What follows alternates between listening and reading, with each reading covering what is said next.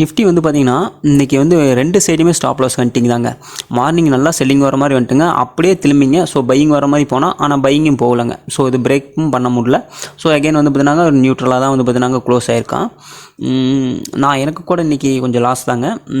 பார்த்திங்கன்னா மார்னிங் இந்த selling entry எடுத்துங்க ஒரு 70,000 நியர்பை லாஸ்ங்க. ஸோ இதில் ரெக்கவரி பண்ணுங்க, ஆனால் புக் பண்ணாமல் விட்டேன். ஸோ அகைன் அவன் வந்து பார்த்திங்கன்னா நியூட்ரலாக வர்றப்ப வந்து பார்த்திங்கன்னா புக் மறுபடியும் கொஞ்சம் கீழே வந்து தான் புக் பண்ணேன். ஸோ அதனால் இதில் தான் ஓவராலாக வந்து பார்த்திங்கன்னா ஒரு 7,500 கிட்டத்தட்ட லாஸஸ் வருங்க. ஸோ இதெல்லாம் ஜஸ்ட்டு ஸ்கேல்பிங் என்ட்ரி தாங்க. ஸோ இதுதான் மெயின் என்ட்ரி, இதுதான் மெயின் என்ட்ரி, இது ரெண்டும் தான்.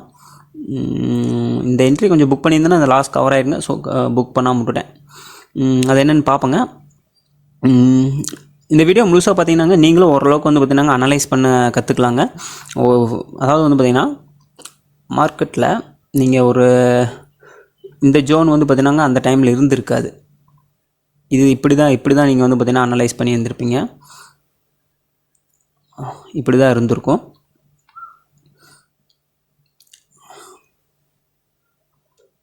இந்த மாதிரி தான் வந்து பார்த்திங்கன்னாங்க நீங்கள் வந்து ட்ரா பண்ணி இருந்திருப்பீங்க. ஸோ மார்னிங் வந்து பார்த்திங்கன்னாங்க நல்ல ஒரு கேப் டவுனில் ஓப்பன் பண்ணிவிட்டுங்க திரும்ப இந்த லெவல் டெஸ்டிங்காக வருவான்னு பார்த்தோம். ஸோ அவன் வந்து டெஸ்டிங்காக வரலங்க. ஸோ டெஸ்டிங்காக கொஞ்சம் மேலேயே நிறுத்திங்க. திரும்ப இந்த கேண்டில் முடிஞ்ச உடனேங்க நான் என்ட்ரி ஆனாங்க. அந்த கேண்டில் முடிஞ்சோடனே என்ட்ரி ஆனேன். அப்படியே ரெக்கவரிங்க. ஸோ அப்படியே ரெக்கவரி ஆன உடனேங்க இந்த ரெக்கவரி வந்து பார்த்திங்கன்னா நான் வந்து ஸ்டாப் லாஸ் இங்கே வச்சுருந்தேங்க. ஸோ ஜஸ்ட் அதுக்கப்புறம் மாடிஃபை பண்ணிட்டேங்க. ஸோ ஜஸ்ட் இது ரீட்ரேஸ்மெண்ட்டுக்காக வர்றதுக்கு வாய்ப்புகள் இருக்குது அப்படின்னு சொல்லிட்டுங்க. ஸோ இந்த லெவலில் வச்சுருந்தேன். ஸோ அகைன் வந்து பார்த்திங்கன்னா இந்த கேண்டில் இருக்குது பார்த்திங்களா, இந்த கேண்டில்லே ஸ்டாப் லாஸ் புக் பண்ணிட்டேங்க. ஆமாம், இந்த கேண்டில்லே புக் பண்ணிட்டேங்க. திரும்ப இந்த கேண்டிலில் தாங்க பையிங் என்ட்ரி ஆனேன். ஸோ ஆன உடனேங்க நல்ல ஒரு பையிங் தான். ஸோ இங்கே வந்து ஆல் டைம் ஹையில் வந்து புக் பண்ணியிருக்கணுங்க. ஸோ அதான் நான் தப்பு பண்ணிட்டேன். ஸோ இது பிரேக் பண்ணுற மாதிரி இருக்குதுன்னு தான் நினச்சேன். ஆனால் அவன் வந்து பார்த்திங்கன்னா பிரேக் பண்ணல. ஸோ அகைன் இந்த சைட்வேஸ் மூவ் இருக்குது பார்த்திங்களா, இதை வந்து டெஸ்ட் பண்ணுறதுக்காக வருவான்னு நினச்சேன். நீங்கள் இதை வந்து பார்த்திங்கன்னாங்க ஒரு வி ஷேப் ரெக்கவரின்னு கூட சொல்லலாங்க. பார்த்திங்கன்னா இது வந்து அப்படியே ஒரு வி ஷேப் ரெக்கவரி. இது வந்து பார்த்திங்கன்னா ஜஸ்ட் ஒரு சைட்வேஸ் மார்க்கெட்டு, கன்சல்டேஷன் மார்க்கெட்னு கூட சொல்லலாம்.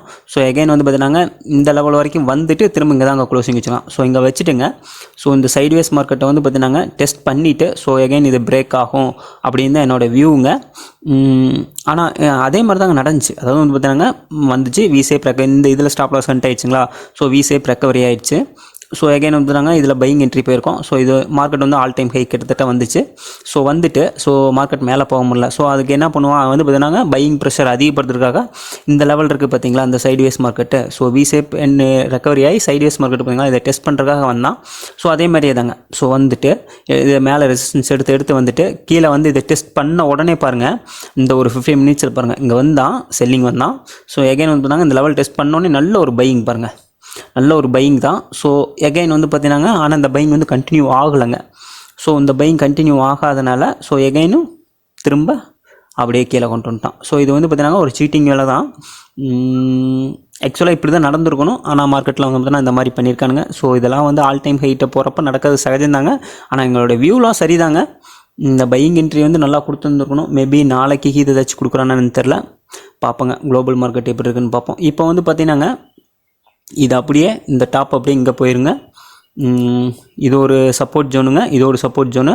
ஸோ இதை வந்து பார்த்தீங்கன்னா நீங்கள் இப்படி கூட ட்ராப் பண்ணிக்கலாம் இதை. ஸோ இது வந்து பார்த்தீங்கன்னா ஒரு அசெண்டிங் மாதிரி கூட வேலிடாங்க. ஆனால் இதெல்லாம் ஷார்ட் டைம் தான். அதாவது பார்த்தீங்கன்னா ஒரு 15 மினிட்ஸ் டைம் ஃப்ரேம் தான்.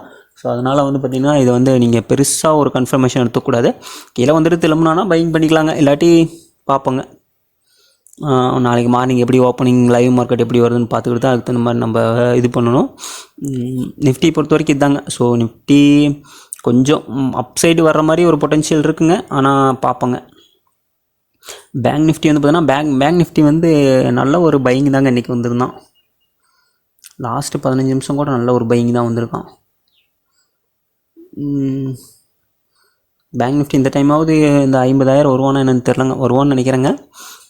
ஆனால் பையிங்லாம் நல்லா தாங்க இருக்குது. ஸோ பார்ப்பேங்க. ஸோ அப்சைடு வர்றதுக்கு தான் நான் கொஞ்சம் ட்ரை பண்ணுதுங்க. ஸோ நாளைக்கு நம்ம மார்க்கெட் எப்படி ஓப்பன் ஆகி பர்ஃபார்மன்ஸ் பண்ணுதுன்னு பார்த்தாவே நம்ம ஓரளவுக்கு ப்ரிடிக்ட் பண்ணிக்கலாம். வீக்லி சார்ட் வைஸ் பார்க்குறப்ப நல்லா ஒரு பையிங்கில் தாங்க இருக்குது. ஸோ இந்த வீக் வந்து பார்த்திங்கன்னா இந்த இதுக்கு மேலே 48,000 மேலே வந்து க்ளோசிங் வந்துச்சுனாங்க. 48,000 க்ளோசிங் வந்துச்சுன்னா கூட பையிங் வருங்க. ஸோ இல்லைன்னா 48 பிரேக் பண்ணி மேலே வந்துச்சுன்னா 48,350க்கு மேலே வரணுங்க. இதுக்கு மேலே வந்து வீக்லி க்ளோசிங் வச்சானா அப்புறம் திரும்ப 50,000 தாங்க. ஸோ பார்ப்போங்க. ஏன்னா குளோபல் மார்க்கெட்டு வந்து பார்த்திங்கன்னா ஒரு ரீட்ரேஸ்மெண்ட்டுக்காக தான் கீழே வந்துக்கிட்டு இருக்கு. நாஸ்டாக் வந்து பார்த்திங்கன்னா நாஸ்டாக் இன்றைக்கி பார்த்தா தெரியுங்க இங்கேருந்து ரெக்கவரி ஆகுதா அது நமக்கு தெரியும். நான் நேற்றே வந்து பார்த்தினாங்க ஒரு 50% கிட்டத்தட்ட ரெக்கவரி ஆகிருக்குது, விற்குதா இருக்குது. ஸோ பார்ப்போங்க. US30 போனதுங்க. இந்த ஒரு சைட்வேஸ் மூவ் வந்து டெஸ்டிங்காக வந்துட்டான். இந்த ஒரு சைட்வேஸ் மூவ் இருக்குது பார்த்தீங்களா. ஸோ பார்ப்போங்க, இதையும் பிரேக் பண்ணுறான்னா சில இதில் எகைன் கண்டினியூ பண்ணி மேலே இந்த லெவல் வரானான்னு பார்ப்போம். ஸோ இன்றைக்கி தான் மூவ் வந்து கொஞ்சம் இம்பார்ட்டண்ட்டாக இருக்குங்க. பார்ப்போங்க. நம்மளுது கிஃப்ட் நிஃப்டி இப்போ வரைக்கும் பார்த்தீங்களா பாசிட்டிவாக மாற்றிட்டான். க்ளோசிங் வந்துங்க இங்கே 525 க்ளோஸ் ஆகிருக்கு. ஆனால் அப்படியேங்க 25 பாயிண்ட் அப்பில் தான் இருக்கான். ஸோ என்னதான் இருந்தாலுங்க இந்த லெவல் வந்து அவனால் பிரேக் பண்ண முடியாதுங்க கிஃப்ட் நிஃப்டி. இங்கே வந்து ரெசிஸ்டன்ஸ் எடுத்து தான் ஆவான். எப்படி நம்ம மார்க்கெட் ஓப்பன் பண்ணதுக்கப்புறம் தான் இதை வந்து பிரேக் பண்ணி மேலே போக முடியும். ஸோ பார்ப்போங்க அதுக்கு எப்படி நாளைக்கு மார்னிங் நமக்கு ஓப்பன் ஆகுது அப்படின்னு. ஸோ அதுக்கு தகுந்த மாதிரி நல்ல ஒரு பிளானிங் பண்ணிக்கலாம்.